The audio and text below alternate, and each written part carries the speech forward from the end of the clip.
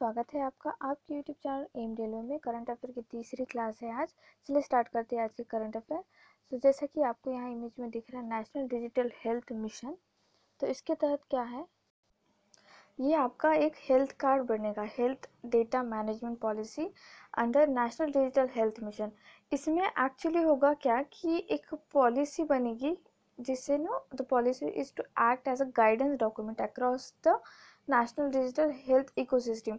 मतलब आपने कभी गवर्नमेंट हॉस्पिटल्स विजिट किए होंगे, नॉर्मली अगर किया होगा आपने, जैसे कभी आपकी जब डीवी होता है या पुलिस वेरिफिकेशन होता है, उसके बाद मेडिकल वगैरह होता है, या फिर पहले स्टार्टिंग में ही किसी किसी पोस्ट के लिए मेडिकल मांगा जाता है, जैसे कि रेलवे में एएलपी के लिए मेडिकल मांगा जाता है। तो उसमें क्या होता है एक्चुअली, जब मेडिकल स्टैंडर्ड्स देखा जाता है तो हमें गवर्नमेंट हॉस्पिटल का ही ज़्यादातर प्रिफर करते हैं वो लोग। तो जब आप वहाँ पे गए होंगे तो आपने एक काइंड ऑफ डिफरेंस देखा होगा गवर्नमेंट एंड प्राइवेट हॉस्पिटल्स में, कि एक तो लाइन में ठहरो एंड देन वो बोलेंगे नहीं ये हमारे पास नहीं होता, मतलब डॉक्टर ही बोलेंगे कि ये मैं चेक नहीं करता, किसी और डॉक्टर का नाम दे देंगे, फिर उनके पास जाना है, उनके कैबिन से इनके कैबिन में, तो इस तरह का घूमना पड़ता है। तो नॉर्मली जो बेचारे लोग होते हैं, गरीब लोग जो गवर्नमेंट हॉस्पिटल पे ही डिपेंड करते हैं, उन लोगों को लाइन में लगना पड़ता है एंड फिर बार बार उनका चेकअप होते रहता है ना। तो एक हेल्थ अपने कैसे डिजिटल आधार कार्ड बन चुका है कि जैसे आप वो नंबर वगैरह पिन, मतलब अपना पूरा आधार कार्ड ऐड करोगे तो पूरे की पूरी अपनी हिस्ट्री आ जाती है। उसी तरह से ये एक डिजिटल हेल्थ कार्ड बनेगा जिसमें आपका पिछला भी क्या क्या, मतलब किस डॉक्टर को आपने दिखा रखा है, आगे आपकी क्या प्रोसीजर करनी है, कौन से प्रिकॉशंस लेने वगैरह सब कुछ पता चल जाएगा। आपकी अपॉइंटमेंट कहाँ पे, तो जो लाइन वगैरह लगना है, जितना प्रोसेसिंग के लिए टाइम लगता है वो प्रोसेसिंग का टाइम कम हो जाएगा, बस यही है। तो इसमें क्या पूछा जाएगा, नेशनल डिजिटल हेल्थ मिशन के बारे में पूछा जाएगा, ठीक है। तो हेल्थ डेटा मैनेजमेंट पॉलिसी है, तो हेल्थ कार्ड बनेगा आप लोगों का, बस इतना ही है इसमें। नेक्स्ट क्या है, हाँ डाक पे क्या है, ये इम्पोर्टेंट है। डाक पे एक एप्लीकेशन लॉन्च किया गया है, किसने किया है, इंडिया पोस्ट पेमेंट बैंक ने किया है, as a part of its ongoing initiative to provide digital financial inclusion to the country, ठीक है। जैसे कि नॉर्मली आपको पता है भीम ऐप, तो भीम ऐप भी गवर्नमेंट का ही ऐप है, ठीक है। ये क्वेश्चंस बनते हैं क्योंकि देखो इंटरलिंक कर लो जितने भी, और कौन इसके लिए किसने लॉन्च किया, ये भी क्वेश्चन बहुत बार पूछा जाता है। तो श्री रविशंकर प्रसाद जी ने लॉन्च किया। क्यों लॉन्च किया, क्योंकि ये मिनिस्टर है कम्युनिकेशन के, लॉ एंड जस्टिस के, इलेक्ट्रॉनिक्स एंड इंफॉर्मेशन टेक्नोलॉजी के। तो अल्टीमेटली जो एप्लीकेशंस वगैरह होते हैं वो आईटी के अंदर ही आते हैं, इसलिए इन्होंने लॉन्च किया है। तो इनका नाम याद रखना, रविशंकर प्रसाद जी, श्री रविशंकर प्रसाद जी। उन्होंने क्या किया है, एप्लीकेशन लॉन्च किया, कौन सा, डाक पे, किसका है, इंडिया पोस्ट पेमेंट बैंक का। Next, okay, government of Telangana ने क्या क्या रिसेंटली डिक्लेयर कर रखा है, जो फाइबर ग्रिड प्रोजेक्ट होते हैं, फाइबर जो ऑप्टिकल फाइबर जो ज़मीन के अंदर, या फिर ऑप्टिकल फाइबर जो डाले जाते हैं, आपने कभी देखा होगा इसका, तो इसके लिए बहुत ज़्यादा टाइम लगता है, ठीक है। तो ये टाइम इन्होंने कम करने के लिए वाइटल पब्लिक पर्पस प्रोजेक्ट के लिए इन्होंने क्या किया है, सिर्फ 5 दिन दिए प्रायर इंटीमेशन की, ठीक है। मतलब कि 5 दिन में काम, आपको 5 दिन पहले बताया जाएगा और 5 दिन के अंदर अंदर वो काम हो जाएगा, इतने जल्दी। तो ये इतना फास्ट किसी ने भी नहीं किया, तो तेलंगाना ने किया। तो ये इसका क्वेश्चन बन सकता है कि फाइबर ग्रिड प्रोजेक्ट किसका है, तो वो तेलंगाना का है, ठीक है। Next, the government of India is to launch Brand India mission to promote quality of products that are manufactured in the country। तो अल्टीमेटली क्या है, वोकल फॉर लोकल, ठीक है, जो कि बहुत ज़्यादा अभी 2020, मतलब कोरोना वायरस के अटैक के बाद हम लोग बहुत ज़्यादा जो है जैसे पता चल चुका था हम कि कितना ज़्यादा डिपेंड है हम चाइना पे, ठीक है। बॉयकॉट चाइना प्रोडक्ट्स वगैरह बहुत ज़्यादा चीज़ें हुई पिछले कुछ दिनों में, कुछ मंथ्स में ऐसे बोल सकते हो। तो इसीलिए वोकल फॉर लोकल के अंदर ही एक ब्रांड इंडिया मिशन है। और इस तरह का मिशन जो है ये actually commerce industry, commerce and finance industry के जो मिनिस्टर्स है वो हैंडल कर रहे हैं। और ये मिशन बेस है similar policies of other countries जैसे कि Switzerland, United states, Germany, France, USA का जो जितना बोला जाता है ना, लेकिन यूएसए में जितने प्रोडक्ट्स बनते हैं उसकी आधे से ज़्यादा मैन्युफैक्चरिंग तो चाइना में होती है। ठीक है, तो ये इस तरह से आपको याद रखना है। ब्रांड इंडिया मिशन तो वोकल फॉर लोकल के अंडर आता है। ये क्या, ब्रांड इंडिया मिशन, ये 100% क्वेश्चन बन सकता है। पीएम वाणी पे तो क्वेश्चन बनेगा ही बनेगा, इसका फुल फॉर्म पूछा जाएगा या फिर पीएम वाणी के बारे में से वाईफाई जो सुगम हुए डिजिटल पढ़ाई पीएम वाणी वाईफाई सिस्टम। ठीक है, तो इसमें क्या है एक्चुअली, तो जो union cabinet chaired by prime minister Narendra Modi ji recently approve the setting up of wifi networks all over India. ठीक है, और ये public wifi access network interface is called PM Vani. ठीक है, इसका वाणी का फुल फॉर्म देखो, वाईफाई एक्सेस नेटवर्क इंटरफेस।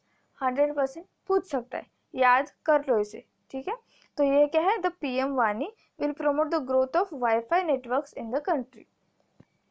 अच्छा है, ये इनिशिएटिव अच्छा है पीएम वाणी का। अगर ये सही से बन गया तो बच्चों को पढ़ने के लिए बहुत ज़्यादा बच्चों को भी जहाँ पे आसपास कोई भी छोटी मोटी ऑर्गेनाइजेशन है या देखो जैसे किराना शॉप वगैरह दिखाया है, तो इन लोगों को भी आसानी जाएगी। तो अच्छा इनिशिएटिव ये।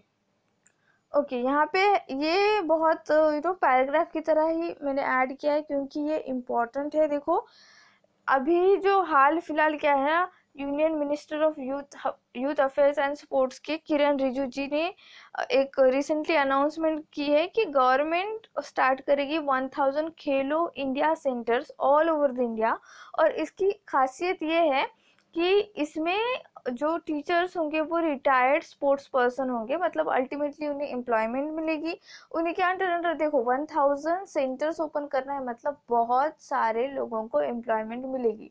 ठीक है, तो ये बहुत अच्छी बात है, इसमें मुझे अच्छा लगा। और ये एक्चुअल में इस तरह का क्यों किया जा रहा है, क्योंकि ये हम इंडिया जो है एक्चुअली इंडियन गवर्नमेंट चाहती है कि अगले जो ओलंपिक है, और अगला ओलंपिक कौन सा ओलंपिक टारगेट क्या है इन्होंने एक्चुअली 2028 का ओलंपिक टारगेट क्या है, वो कहाँ पे होने वाला है, यूएस के लॉस एंजलिस में होने वाला है। ठीक है, 2020 का कहाँ होने वाला था, टोक्यो में होने वाला था, लेकिन अब 2021 में वो शिफ्ट हो चुका है। 2024 का कहाँ पे होगा, वो पेरिस फ्रांस में होगा। तो ऐसे आपको क्रोनोलॉजी याद ही करनी होगी। ठीक है, क्वेश्चन बनते हैं ये। तो 100% ओलंपिक्स के एक तो ओलंपिक का अभी जो मस्कट होता है, ठीक है, हाल फिलहाल जो मस्कट है 2021 का मीरा तावी करके, वो आपको याद रखना है। अभी अगले मस्कट जो है लॉन्च नहीं हुए हैं, लेकिन उनका वेन्यू लॉन्च हो चुका है। तो सारे के सारे जो है 2020, अब 2020 तो चला गया, इसका नहीं पूछेंगे, लेकिन 2024 में कहाँ पे होगा, 2028 में कहाँ पे होगा, तो ये आपको याद रखना है। ठीक है, मैंने बता रखा है। तो ये खेलो इंडिया सेंटर्स बनने जा रहे हैं।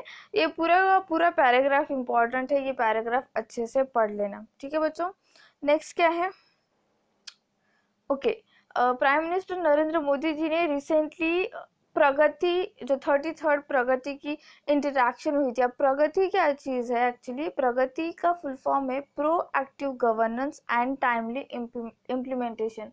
तो ये अल्टीमेटली इनके ऑफिस के अंडर ही चीज़ें आती है, मतलब कि गवर्नमेंट जो है, गवर्नमेंट के अंदर के लोग हैं किस तरह से काम कर रहे हैं वगैरह। तो इसका फुल फॉर्म 100% पूछेगा, या फिर पूछ सकता है कि इसका एडिशन कौन सा था। एडिशन था 33rd एडिशन। तो इसमें क्या हुआ, इस मीटिंग के दौरान इन्होंने 1.41 लाख करोड़ रिव्यू किए। ठीक है, और इस प्रोजेक्ट को जो है ministry of railways, power ministry and ministry of road and transport and highways, इनको जो है एक तरह का एक तो मीटिंग हुई। सबसे इम्पॉर्टेंट यहाँ पे सिर्फ प्रगति का फुल फॉर्म है, या फिर यहाँ पे 1.41 लाख करोड़, ये अमाउंट इम्पॉर्टेंट है, दैट्स इट। नहीं तो प्रगति का फुल फॉर्म ही पढ़ लो। तो इसमें हुआ क्या था एक्चुअली, मीटिंग हुई इनकी, 33rd एडिशन हुआ, तो इन्होंने इतने अमाउंट का पूरा जो है हर एक मिनिस्ट्री को एक तरह का अप्रूवल दे दिया। ठीक है, इतना ही है। और ये इट वाज लॉन्च इन 2015। बहुत क्वेश्चन पूछे जा रहे हैं, ये हाल फिलहाल में ट्रेंड चल रहा है कि कोई भी स्कीम हो, जैसे बेटी बचाओ बेटी पढ़ाओ जो स्कीम लॉन्च हुई थी वो कब लॉन्च हुई थी, ये क्वेश्चन पूछा जा रहा था। वो 2015 में ही लॉन्च हुई थी।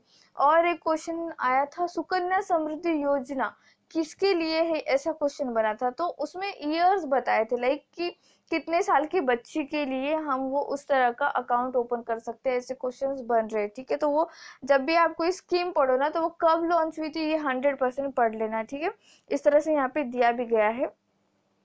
प्रगति क्या है, तो ये एक multi modal and multipurpose platform है that aims to address the grievances of a common man. ठीक है, कॉमन मैन की जो प्रॉब्लम है वो सॉल्व करने का एक तरह का उनका एम है। और it also monitors and reviews projects of the government of India and also projects flagged by the state governments। ठीक है, इस तरह का है इसका। तो कुछ नहीं, हम कैसे मतलब सरकार उनके ही लोग कैसे काम कर रहे हैं इसका जो है एक लेखा जोखा लेने के लिए ये प्रगति एक प्लेटफॉर्म है, एक प्रगति एक तरह का मीटिंग है। तो इसका फुल फॉर्म क्या है, proactive governance and timely implementation, इसको याद रखना है आपको। नेक्स्ट क्या आता है, ऑन नवंबर 24, 2020 बकवास, ये डेट्स याद नहीं रखनी। ठीक है, डेट्स याद नहीं रखनी है। Okay, union ministry Shri Narendra Singh Tomar ji ने अप्रूवल दिया है 234.68 करोड़, ये याद रखना है। छोटी मोटी एग्जाम में पूछ लेता है ये ऐसे आंकड़ा, तो क्या कहते हैं उसे, नंबर। छोटी मोटी मतलब जहाँ पे ज्यादा कंपटीशन, जैसे पोस्ट ऑफिस के एग्जाम है, ठीक है, वहां पे ज्यादा कंपटीशन, ज्यादा भीड़ है, तो क्वेश्चन ऐसे बनते हैं। एमपीएससी भी कभी कभी पूछ लेता है, स्टेट पीसीएस तो पता नहीं क्यों ऐसे क्वेश्चंस पूछता है। हाँ, कभी आपने यूपीएससी में ऐसे क्वेश्चन नहीं देखे होंगे, वो पूछते नहीं है ऐसे भद्दे क्वेश्चन। रेलवे रेलवे भी नहीं ऐसे क्वेश्चन पूछता है, हाँ, लेकिन स्टाफ सिलेक्शन पूछ लेता है। तो ये आपको याद रखना है, कितने 234.68 करोड़ रुपीस का अराउंड कुछ इन्होंने जो है 7 प्रपोजल को अप्रूवल दे दिया है प्रधानमंत्री किसान संपदा योजना के तहत। ठीक है, तो इसमें एक्चुअली क्या होगा, जो एग्रो रिलेटेड इंफ्रास्ट्रक्चर है, एग्रो रिलेटेड जो भी चीजें स्कीम है, उनमें पैसे दिए जाएंगे, उनको ज्यादा से ज्यादा फंडिंग की जाएगी। ठीक है, तो ये फुल फॉर्म पूछा जाता है PMKSY का। तो क्या है, प्रधानमंत्री किसान संपदा योजना। एक्चुअली ये पहले संपदा योजना ही थी, इसे चेंज करके, इसका नाम चेंज करके प्रधानमंत्री किसान संपदा योजना किया है। जैसे कि यहाँ पे मैंने लिख भी रखा है, देखो, इट वॉज इंट्रोड्यूस इन 2016 और इसका नाम था संपदा।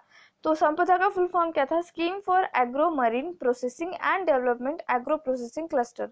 तो अब इसका नाम चेंज करके प्रधानमंत्री किसान संपदा योजना कर दिया गया है। नाम कब चेंज हुआ इसका, 2017 में चेंज हुआ। तो इसके तहत जो है, इस स्कीम के तहत जो हमारे अलग अलग फूड पार्क्स बने हैं, मेगा फूड पार्क्स बने हैं। ठीक है, तो महाराष्ट्र के मेगा फूड पार्क्स आप मुझे कमेंट सेक्शन में कमेंट करके बताना कितने बने हैं, और हाल फिलहाल कौन से, औरंगाबाद में भी बना है आई थिंक, एंड पहला मेगा फूड पार्क और जो महाराष्ट्र का है वो कौन सा, ये मुझे बताना है। ठीक है आपको।